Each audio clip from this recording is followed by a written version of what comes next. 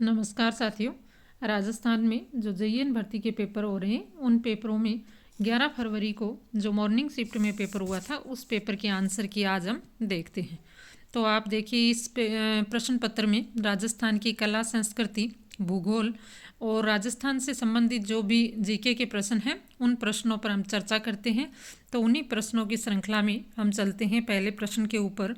तो देखिए अपना पहला प्रश्न है, सिंचाई के पानी की कमी वाले क्षेत्रों के लिए सबसे अच्छी सिंचाई विधि कौन सी, यानी सिंचाई के क्षेत्र में जो कमी है पानी की तो वहाँ पर कौन सी विधि के द्वारा अपन सिंचाई करें जिससे जो है वो उत्पादन बढ़े। तो इसमें देखिए कौन सी है, स्प्रिंकलर सिंचाई, ड्रिप सिंचाई, फरो सिंचाई या बाढ़ सिंचाई। तो इसमें देखिए ड्रिप सिंचाई जो होगा, ड्रिप सिंचाई यानी बूंद बूंद सिंचाई प्रणाली जिसको कहते हैं उसके माध्यम से और सिंचाई करना, ये जो है वो सबसे अधिक सही है।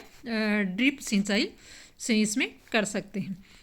इसके बाद में अगला अपना प्रश्न है, राजस्थान की पूर्व से पश्चिम चौड़ाई निम्नलिखित में से कितनी है। ये प्रश्न भी जेईएन पेपर में आया है 11 फरवरी वाले में। तो देखिए इसमें अपन याद रखते हैं कि राजस्थान जो है, राजस्थान का ये जो मैप है, ये मैप आपको दिखाई जो दे रहा है, इस मैप में हमें हमेशा याद रखना चाहिए कि राजस्थान का जो सीना है वो चौड़ा है। तो राजस्थान का सीना चौड़ा है, यानी सीना यानी सामने वाला भाग।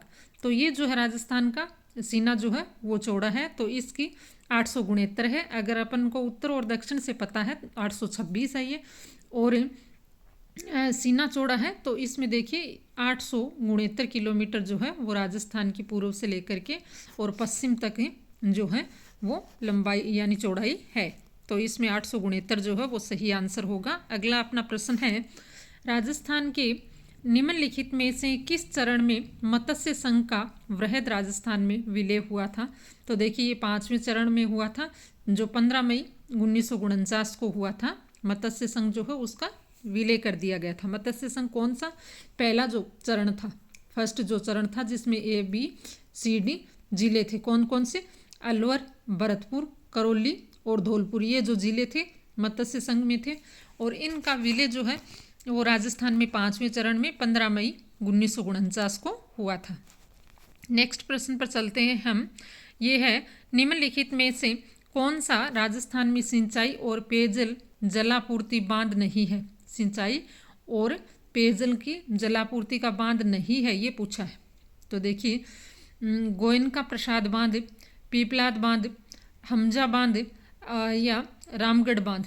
तो इसमें देखिए ये जो है हमजा खेरी बांध, ये इसका सही उत्तर होगा। हमजा खेरी बांध जो है इसमें सिंचाई और पेयजल आपूर्ति जो है वो नहीं होती है, तो ऑप्शन सी जो है इसका सही उत्तर होगा। इसके बाद में अगला अपना प्रश्न है, निम्नलिखित में से किस वर्ष में चित्तौड़ में इतिहास का पहला साका हुआ था। कहाँ पूछा है, चित्तौड़ में पूछा है पहला साका। और अगर ये पूछे कि राजस्थान का पहला साका कौन सा है, राजस्थान का फर्स्ट साका पूछे तो वो कौन सा है, रणथंभौर वाला है। और 1301 ईस्वी में जो हुआ है राणा हमीर वाला, वो तो है राजस्थान का पहला साका। यहाँ पर पूछा है चित्तौड़ का पहला साका, किसका, चित्तौड़ जो उसका पहला साका यहाँ पर पूछा गया है। तो ये साका हुआ था 1303 ईस्वी में। चित्तौड़ के जो शासक थे उस समय रतन सिंह थे और आक्रमण करने वाले कौन थे, अलाउद्दीन खिलजी थे। तो ये अपने को याद रखना है, 1303 ईस्वी में चित्तौड़ में साका हुआ था। तो ऑप्शन सी जो है इस प्रश्न का सही उत्तर होगा। अगला प्रश्न हम देखते हैं, निम्नलिखित में से कौन सा किला गढ़बिडली के नाम से जाना जाता है। कौन सा, गढ़बिडली के नाम से कौन से किले को जाना जाता है। देखिए सिवाना किला, नारगढ़ किला, मेहरानगढ़ किला, तारागढ़ किला। तो ये देखिए कौन सा है, तारागढ़ किला जो है अजमेर वाला, इसे गढ़बिडली के नाम से जाना जाता है। जो गढ़बिडली को दो हैं, तारागढ़ जो है एक बूंदी में है और एक अजमेर में है, लेकिन ये कौन सा है, तारागढ़ अजमेर वाला किला जो है इसको गढ़बिडली के नाम से जाना जाता है। इनके बारे में संक्षिप्त सी जो जानकारी है वो भी लिख रखी है, वो भी आप देख सकते हैं इसमें। तो इसमें ऑप्शन सी जो है इसका सही उत्तर होगा। अगले प्रश्न पर चलते हैं, राजस्थान में निम्नलिखित में से किस भेड़ को देसी नस्ल के नाम से भी जाना जाता है। देसी नस्ल के नाम से कौन सी को जाना जाता है? तो देखिए चोकला, पुंगल, मालपुरी, मगरा।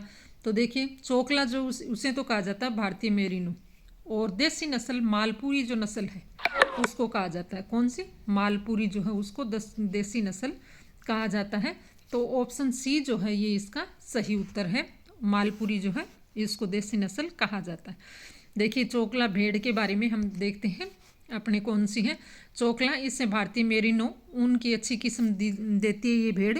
इसके अलावा इनके अन्य नाम जो हैं वो भी आप देख सकते हैं, छापर, शेखावाटी, राता, मुंडा, ये इनके नाम हैं। ये भेड़ों के बारे में सामान्य सी जानकारी है, तो आप इसको देख सकते हैं। मालपुरी के ऊपर अपना प्रश्न पूछा गया है, तो देखिए मालपुरी जो है ये आया है, तो ये देसी नस्ल है, ठीक है, यही प्रश्न पूछा है।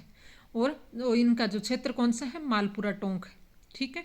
और इसमें ऊन औसतन ये 0.445 से लेकर के 1.36 किलोग्राम प्रति वर्ष ऊन जो है वो देती है। ये भेड़ों के बारे में जानकारी है, तो आप इसको देखें, इससे संबंधित नेक्स्ट प्रश्न भी पूछा जा सकता है। अगला प्रश्न जो अपना है ये है, निम्नलिखित में से कौन राजस्थान सेवा संघ के गठन से संबंधित नहीं है? किससे? राजस्थान सेवा संघ। तो देखिए राजस्थान सेवा संघ की जो स्थापना की गई थी 1919 में की गई थी। कहाँ की गई? वर्धा में की गई थी। फिर 1920 में इसे अजमेर स्थानांतरित कर दिया गया था, ये भी ध्यान रखिए। तो देखिए इससे संबंधित जो है, गठन से संबंधित कौन नहीं है? तो विजय सिंह पथिक है, रामनारायण चौधरी भी हैं, चांदकरण शारदा और हरिभाऊ किंकर भी। ऑप्शन सी चांदकरण शारदा जो है वो राजस्थान सेवा संघ से संबंधित नहीं है, ये आर्य समाजी व्यक्ति थे चांदकरण शारदा। इसके बाद में अगला जो प्रश्न है उस पर चलते हैं। निम्नलिखित में से कौन सा शहर महाराजा सूरजमल ने राजस्थान में स्थापित किया? महाराजा सूरजमल ने कौन से शहर को स्थापित किया? भरतपुर, धौलपुर, कोटा या जयपुर? तो भरतपुर जो है वो महाराजा सूरजमल जो है उनके द्वारा स्थापित शहर है, तो ऑप्शन ए जो है वो इसका सही उत्तर होगा। अगला अपना प्रश्न है, उर्मिला सागर बांध निम्नलिखित में से किस नदी पर बनाया गया? कौन सा बांध? उर्मिला सागर। तो ये पार्वती नदी पर है, ऑप्शन बी जो है इसका सही आंसर होगा। क्या? ऑप्शन बी पार्वती नदी पर है। अगला अपना प्रश्न है, ये पूछा गया है कि 1992 के 74वें संशोधन अधिनियम ने भारत के संविधान में नगर पालिका नामक कौन सा भाग जोड़ा? तो ये जोड़ा था भाग 9A। कौन सा? भाग 9A जो है ये इसमें जोड़ा गया है, ऑप्शन डी जो है इसका सही उत्तर होगा। इसके बाद में अगला प्रश्न है, बहुत ही अच्छा इन्होंने प्रश्न पूछा है। तो देखिए राजस्थान में शिल्प ग्राम उत्सव हर साल किस महीने में आयोजित किया जाता है? कौन सा? शिल्प ग्राम। तो देखिए ये उत्सव जो है वो 2024 में 21 दिसंबर से लेकर के और कब तक? 31 दिसंबर तक मनाया गया, अभी 2024 में। और कहाँ मनाया जाता है? ये उदयपुर में एक गांव पड़ता है, उस गांव का नाम है हवाला गांव। उस हवाला गांव में जो है शिल्प ग्राम उत्सव मनाया जाता है, और दिसंबर के महीने में ये प्रतिवर्ष मनाया जाता है। पहला जो शिल्प ग्राम है हवाला ग्राम उदयपुर में है, और दूसरा सवाई माधोपुर में है, ये भी ध्यान रखिए। तो ये दिसंबर के महीने में। अगला अपना प्रश्न है, निम्नलिखित में से किस संत का संबंध भाद्रपद शुक्ल सप्तमी पर आयोजित होने वाले मेले से है? भाद्रपद शुक्ल सप्तमी। तो देखिए तेजा जी, गोगा जी, मल्लीनाथ जी या देवनारायण जी? तो इनका मेला बढ़ता है आसींद भीलवाड़ा में। गुज्जर जाति के ये लोक देवता हैं, और ये जो हैं इनका संबंध भाद्रपद शुक्ल सप्तमी से है। तो इसका ऑप्शन सी जो है, ऑप्शन डी जो है देवनारायण जी इसका करेक्ट आंसर होगा। जो तेजा जी हैं वो भाद्रपद शुक्ल दशमी से हैं, गोगा जी जो है भाद्रपद कृष्ण नवमी से हैं, और मल्लीनाथ जी चैत्र अमावस्या से। तो ऑप्शन डी जो है इसका सही उत्तर होगा। इसके बाद में अगला अपना प्रश्न है, राजस्थान में क्या पूछा है? दांतों के बीच सोने की कील लगाने को क्या कहते हैं?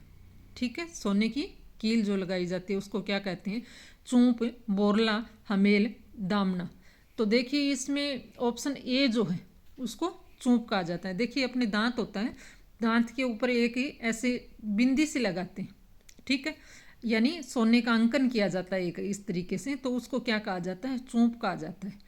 और रखन भी दांत का आभूषण है, ठीक है, रखन। इसमें क्या किया जाता है, दांत जो अपना मान लो ये दांत है, तो इसके पूरे के पूरे दांत के ऊपर ये पूरा दांत जो है उस पर सोने की एक परत चढ़ाई जाती है, तो उसको तो कहते हैं रखन।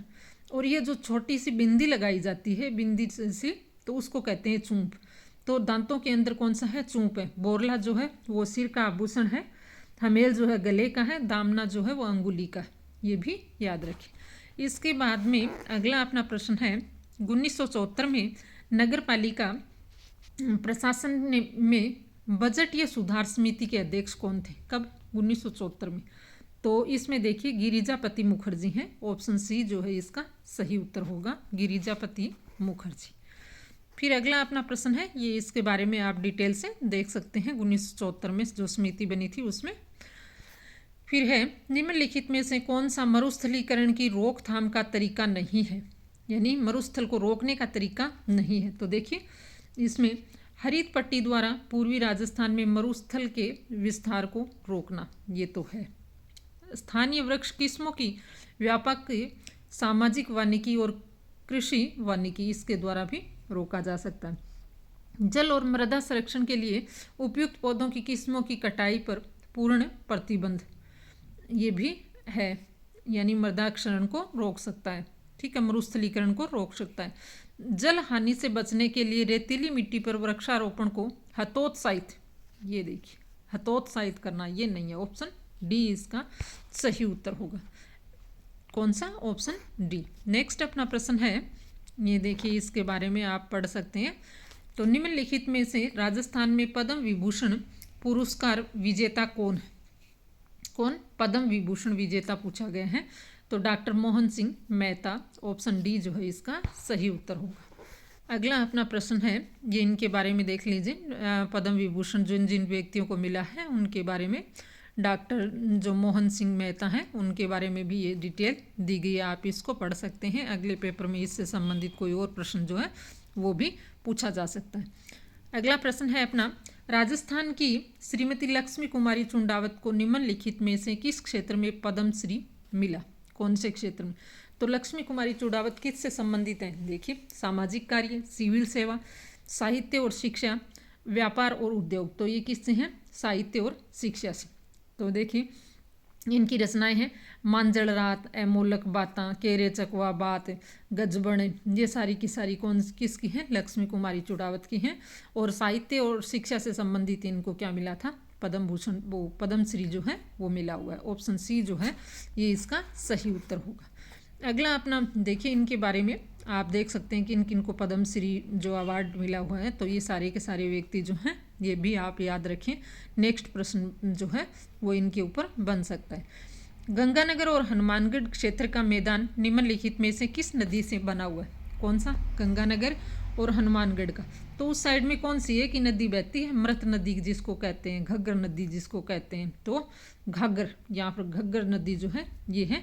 और इसका जो बहाव क्षेत्र है इसको क्या कहा जाता है, नाली कहा जाता है, ये भी है। तो ऑप्शन सी जो है ये इसका सही उत्तर होगा।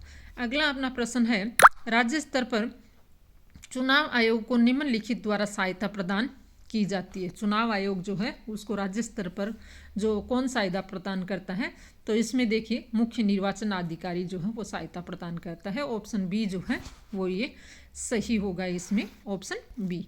नेक्स्ट अपना प्रश्न है, राजस्थान के निम्नलिखित में से किस राष्ट्रीय उद्यान को विश्व धरोहर सूची में शामिल किया गया है। इनमें से देखिए रणथंबोर राष्ट्रीय उद्यान, मुकंदरा हिल्स अभ्यारण्य, केवलादेव राष्ट्रीय उद्यान, ये ऑप्शन बी ये करेक्ट होगा, ऑप्शन सी। और केवलादेव कहाँ पर है, भरतपुर में है। राष्ट्रीय उद्यान का दर्जा 1985 में इसको दिया गया था, तो ऑप्शन सी जो है इसका सही उत्तर होगा। नेक्स्ट है, 1857 के विद्रोह के दौरान कोटा का प्रशासन कितने समय तक विद्रोहियों के नियंत्रण में रहा था। तो देखिए कोटा में जन विप्लव हुआ था, यानी जन विद्रोह हुआ था कोटा के अंतर्गत, ठीक है। और कोटा के अंदर ही कौन सा, बर्टन जो है उसकी हत्या की गई थी, दो बात। तीसरी बात यह है कि कोटा में विद्रोह करने वाले जो प्रमुख सैनिक थे वो कौन थे, जयदयाल और मेहराब खां, ठीक है। जयदयाल और मेहराब खां हैं, ये कोटा में विद्रोह करने वाले थे। और कोटा के शासक कौन थे, राम सिंह सेकंड थे, ठीक है। इन्होंने जन विद्रोह यानी जनता के साथ मिलकर के जयदयाल और मेहराब खां जो हैं इन्होंने जनता के साथ मिलकर के, और राम सिंह जो है इसको बंदी बना लिया था कोटा के दुर्ग में, और इसको बंदी बना करके रखा गया था। कितने दिनों तक, कितने महीनों तक? तो 6 महीने तक ये चला था। ऑप्शन सी जो है ये इसका सही उत्तर हो। अगला अपना प्रश्न है, राजस्थान में उप उष्णकटिबंधीय पर्वतीय वन क्षेत्र में पाए जाते हैं। कौन से वन? उप उष्णकटिबंधीय पर्वतीय वन जो हैं वो कहाँ पाए जाते हैं? तो जैसलमेर, माउंट आबू, जोधपुर या फलोदी। तो ये कहाँ है? माउंट आबू में। कहाँ? माउंट आबू, जो सिरोही जिले में स्थान है। नेक्स्ट अपना प्रश्न है, राजस्थान का निम्नलिखित में से कौन सा क्षेत्र 3 साल में एक बार सूखे के लिए जाना जाता है? 3 साल में सूखे के लिए एक बार जाना जाता है, तो ये कौन सा है? जोधपुर है। 3 साल में सूखे के लिए जाना जाता है जोधपुर। नेक्स्ट प्रश्न है, निम्नलिखित में से कौन सी राजस्थान की जलवायु की मुख्य विशेषता नहीं है? नीचे दिए गए विकल्पों में से सबसे उपयुक्त उत्तर हमें बताना है। वर्षा का एक समान वितरण नहीं, वर्षा का एक समान वितरण नहीं है, असमान वितरण है वर्षा का राजस्थान में। तो यही इसका करेक्ट आंसर होगा, ऑप्शन 1। फिर नेक्स्ट अपना प्रश्न है, अग्निकुंड सिद्धांत के आधार पर जेम्स टोड ने राजपूतों की विदेशी उत्पत्ति का प्रस्ताव निम्नलिखित में से किससे किया? तो ये किससे किया है? सिंथियन जो है इनसे का। ठीक है, सिंथियन से। अग्निकुंड सिद्धांत किसने दिया? पृथ्वीराज रासो जो हैं, इसमें ये अग्निकुंड सिद्धांत दिया गया जो पृथ्वीराज रासो चंद्र बरदाई द्वारा लिखा गया। अगला प्रश्न है, परेरा पत्थर से निर्मित प्रसिद्ध बादल महल निम्नलिखित में से किस झील के किनारे स्थित है? तो देखिए ये बादल महल जो है वो मुगल और राजपूत शैली में बना हुआ है। ठीक है, और कौन सी झील के किनारे है? गेब सागर झील के किनारे। गेब सागर झील डूंगरपुर में है। ठीक है, और अन्ना सागर झील कहाँ पर है? अजमेर में है। अर्णोराज ने इन्हें बनाया है। पुष्कर जो झील है, इस झील को तीर्थराज कहा जाता है। ढेबर झील जो है वो जयसमंद झील में। ठीक है, ये चीज़ें अपने को याद रखनी ही रखनी है। तो सबसे पवित्र झील जो है वो पुष्कर झील है। यहाँ पर बादल महल पूछा गया है, तो बादल महल जो है वो कौन सी झील के किनारे है? गेब सागर। ऑप्शन बी जो है इसका सही उत्तर होगा। अगला अपना प्रश्न देखते हैं, ये है, निम्नलिखित में से किस समय अवधि में राजस्थान का सांस्कृतिक पुनरुत्थान महाराणा कुंभा के शासन के दौरान शुरू हुआ? नीचे दिए गए विकल्प में सबसे उपयुक्त उत्तर हमें बताना है। तो 15वीं शताब्दी है। महाराणा कुंभा का शासनकाल जो है वो 1433 से लेकर के 1468 रहा है। तो ऑप्शन बी जो है ये इसका सही उत्तर होगा। अगला प्रश्न है, राजस्थान के अलवर क्षेत्र में स्थित खोदरीबा निम्नलिखित में से किस खनिज के लिए प्रसिद्ध है? कौन सा? खोदरीबा। निम्नलिखित विकल्पों में सही उत्तर बताना है। तो मैग्नीज, तांबा, टंगस्टन या चांदी। तो खोदरीबा किसके लिए? तांबे के लिए। ऑप्शन बी इसका सही उत्तर हो। फिर अगला प्रश्न है, निम्नलिखित में से कौन सी फसल राजस्थान में बड़े क्षेत्र में उगने के लिए जानी जाती है? प्रमुख फसलों के क्षेत्र अनुमान 2020-21 के अनुसार हमें बताना है। तो देखिए ये कौन सी है? चावल है। इनमें से जो है अलसी, गन्ना, अरहर, चावल, तो इनमें से ऑप्शन डी जो है चावल इसका सही उत्तर होगा। नेक्स्ट अपना प्रश्न है, निम्नलिखित में से कौन सा स्थान NH 80 से जुड़ा हुआ है? प्रश्न को समझने की कोशिश कीजिए कि कौन सा स्थान है जो NH 80 से जुड़ा हुआ नहीं है, जो NH 52 के पास कोथुम से शुरू होता है।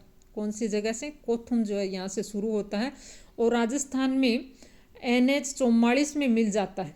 राष्ट्रीय राजमार्ग अधिनियम 1956 के अनुसार बताना है। तो इस राजमार्ग पे कौन सा स्थान नहीं आता है वो अपने को यहाँ पर चूज करना है। तो ये किशनगढ़ है। ऑप्शन बी जो है इसका सही उत्तर होगा। ये राजमार्ग के अनुसार आप देख सकते हैं कि ये कहाँ से? कोथम ये दिया हुआ है, देख लो यहाँ से। ये सारे के सारे हैं, बारी है, ये सारी जगह आते हैं। जो NH Dholpur state of Rajasthan ये NH है। तो ऑप्शन जो किशनगढ़ है वो इसमें नहीं है।